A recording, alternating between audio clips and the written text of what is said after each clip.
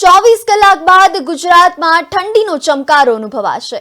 રાજ્યમાં વેસ્ટર્ન ડિસ્ટર્બન્સને લઈને તાપમાન વધ્યું હતું। પવનની દિશા બદલાતા તાપમાનમાં પણ ઘટાડાની શક્યતા વ્યક્ત કરવામાં આવી છે। ઉત્તર ભારતના પર્વતીય વિસ્તારમાં ઠંડીનું પ્રમાણ વધ્યું છે। 24 કલાક બાદ ગુજરાતમાં પણ કડકડતી ઠંડીનો ચમકારો અનુભવવા મળશે। હવામાન વિભાગે પણ આગાહી કરી છે। હવામાન વિભાગના વૈજ્ઞાનિક અભિમન્યુ ચૌહાણના જણાવ્યા અનુસાર અત્યાર સુધીમાં ગુજરાતમાં પૂર્વ અને દક્ષિણ પૂર્વ દિશા તરફથી પવન આવી રહ્યો હતો।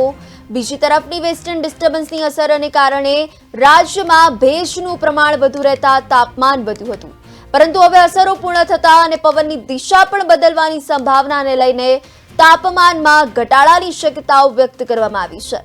ગતરોજ સુધી ગુજરાત પર ઉત્તર પૂર્વ અને પૂર્વ દિશા તરફથી પવનો આવી રહ્યા હતા, પરંતુ 24 કલાક બાદ પવનની દિશા બદલાઈને ઉત્તર તરફથી થવાની સંભાવનાઓ છે। તો બીજી તરફ ઉત્તર ભારતના પર્વતીય વિસ્તારમાં ઠંડીનું પ્રમાણ પણ વધુ છે, તથા તે દિશા તરફ આવતા પવનોને કારણે ગુજરાતનું તાપમાન પણ ઘટશે અને ઠંડીનો ચમકારો અનુભવાશે।